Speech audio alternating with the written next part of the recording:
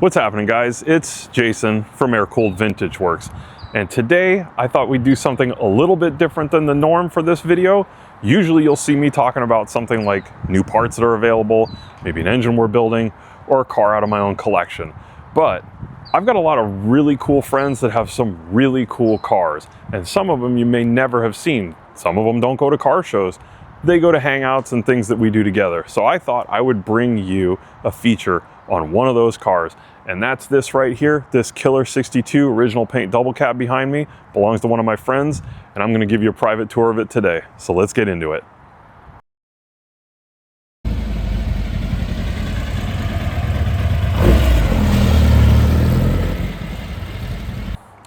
So let's get into this car, guys. So some of you may recognize this car.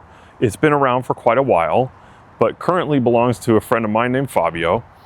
And he's done a lot to it to bring it to this level, but I want to go over everything about this car that makes it cool and special, other than the obvious, which you can see. So let's go and walk around this bus. So what you're looking at here is a 62 double cab. This is original paint Dove Blue. You can see it's got a lot of really cool fading, and if you come in here, you can see this is what us Volkswagen guys that love original paint live for. It's that beautiful fade where it starts to just peel off, and you've got that original primer under it. You've got a ton of it here. So this bus, obviously not stock, custom, mild custom, somewhere in there. It's got a lot of things done to it that we would do as bus guys if you're not into the stock thing, which I like both, but let's face it, this one's got a lot of attitude. So come in here, let's check out some of the details.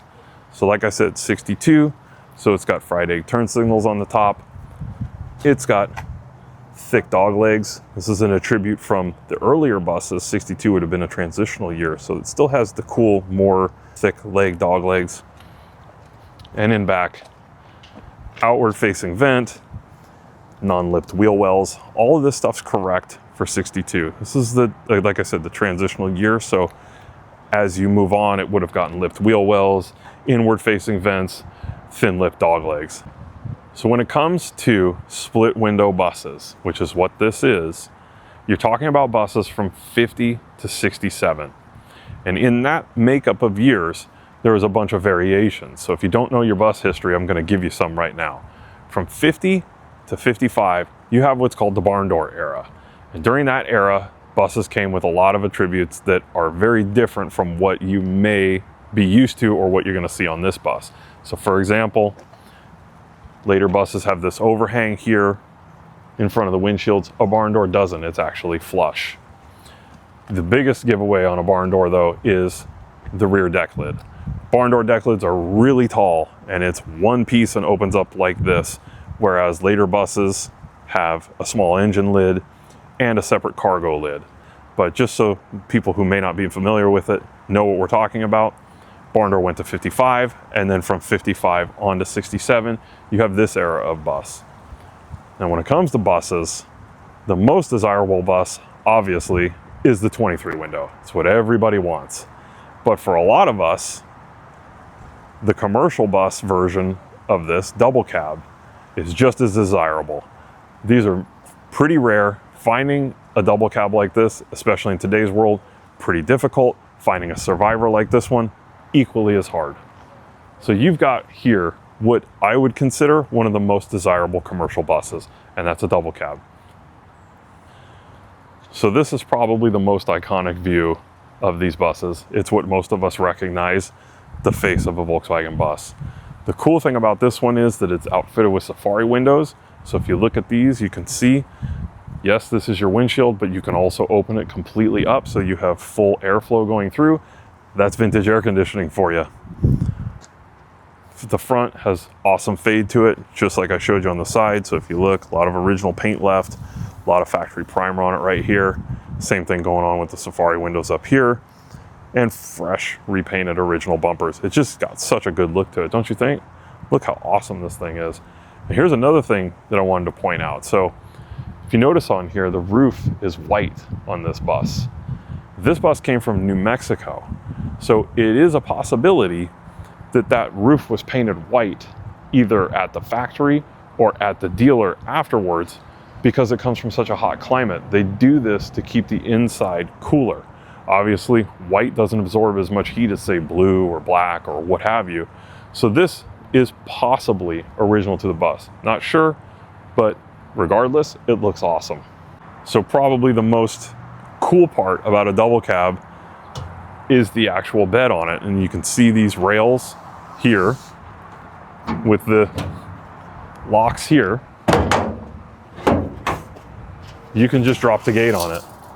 And it does that all the way around so that you have a flat bed floor. So this is perfect for like tailgating, hanging out with your friends, loading it up with VW parts from Aircooled Vintage Works, of course. And as you can see, it's all original paint in here too. It's still in really good shape. I mean, yeah, there's some paint missing in here, but look how much original paint is still left here, and it's relatively straight still. So it didn't really look like it led a hard life. And take it from me, these commercial buses were not babied when they were new, and into the 70s and 80s, same thing. These were workhorses. That's what they were built for. But I kind of like the drop gates on them. I think it's cool. I think most people would agree with me. That's probably one of the coolest factors about these buses. We'll put this back up. And I know that a lot of you haven't missed this. Check out these wheels. So the rear looks massive, right? It's because it is massive. That's a 17-inch wheel in the back. And if you look in there, you can see this one's actually custom made. This is not one of the off-the-shelf wheels. It's actually been hooped to make it sit exactly where it sits in the wheel well. It's pretty awesome. So the rear is a 17. If you come around to the front over here, it's a traditional 15 by 4.5 up here. And that beam is a narrowed beam. So what that means is that the track width has been shortened up to suck the wheel under. And the reason you do that is because when you lower these buses, if you don't have a narrow beam, that wheel is going to be all over this fender well right here. So by narrowing it up, you actually sit the tire and the wheel in the deepest part of the wheel well. It gives you more suspension travel, better turning articulation. It's just better all the way around. So you can look up narrowed beams on buses. It's been a thing for a long time. This one has one, but the more important part about it is it's got disc brakes all the way around, front and rear, with a functioning e-brake. And if you know about doing bus stuff and suspensions, then you know it's kind of difficult to make that happen. It's a lot of custom work, and this one's had it done and figured out. Pretty cool. Here's the inside of the bus. So you can see door panels are really, really nice, original style door panels. Seat looks to be original upholstery. It's proper. It's got the humpback right in here. And it's been upgraded with a nice Geenberg bus shifter. And I'm sure you didn't miss this, the monster tack on the dash. So that should give you a clue of what's going to be back in the engine compartment. And we'll get to that. But check out the inside. Nice floor mat. And under here, the all-important floor panel shot. And you can see there's no holes. Really beautiful paint that's been done in here. Just an all-around super cool front cabin. Great place to drive this bus from. And now I'm in the part of the bus that makes this a double cab. You've got two cabins. The front for the driver and passenger, and the rear for kids, or if you got a dog, this is a great place to put them. Personally, I love double cabs. I've had one, kind of a really well-known bus back in the day. I wish I had another one, but unfortunately I don't. I really do love these buses because you get the usability of having sort of close quarters like this and the bed in the back so you can still carry things around. I think ultimately this is probably the coolest variation of a Volkswagen bus. You get the best of everything. But if you look back here, it's got nice upholstered seats still. The floor is in really good condition. Lots of original paint still on this bulkhead right here. And check this part out. You've got pop-out windows back here with long spoons so that they open super wide. It's really cool to have that, especially with the Safaris. It makes such a difference. And come in here and look at the roof too. You can see it's in really good shape. Just everything about this bus is awesome. And I mean, some of you out there know who Fabio is, and you know that he really likes Survivor buses. This is definitely one of them. Such a cool bus, and I'm glad that he was able to let us do this today. But let's keep trucking. There's a lot more to see in this bus. So like we talked about before, it's got four-wheel disc brakes on it. It's got a big monster tack on the dash. So if you're paying attention, You probably already know that it's got a big motor in it, and it does. It's not going to disappoint. So let's go over all the details on this engine. So check this out.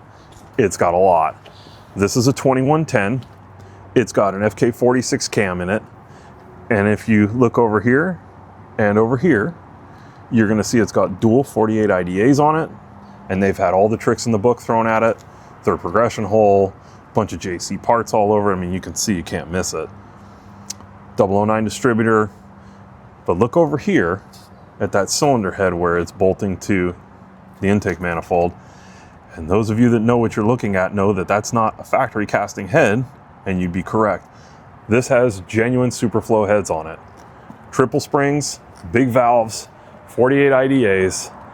This thing is a monster. It is a total handful. You want to go fast in a bus? That's how you do it. A couple other things to point out on the motor. JC pulleys like you see here. It's got low mount linkage and heat. Yep, this sucker's got heaters on it and a full A1 exhaust underneath it to let this thing breathe. So as if that wasn't cool enough, check this out on the deck lid here when we shut this. Original dealer badge right here, Santa Fe, New Mexico. This is original to the bus. That's where it came from. It doesn't get better than that.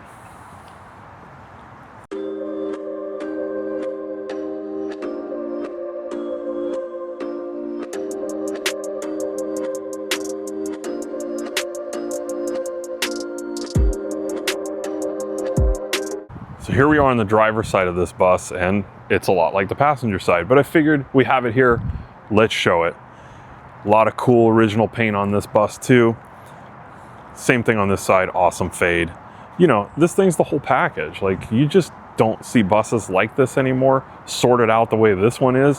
So he drives this thing. I mean, we're here in San Diego when we're shooting this, and he drove this thing here on the freeway, probably a good 45 minutes to get here.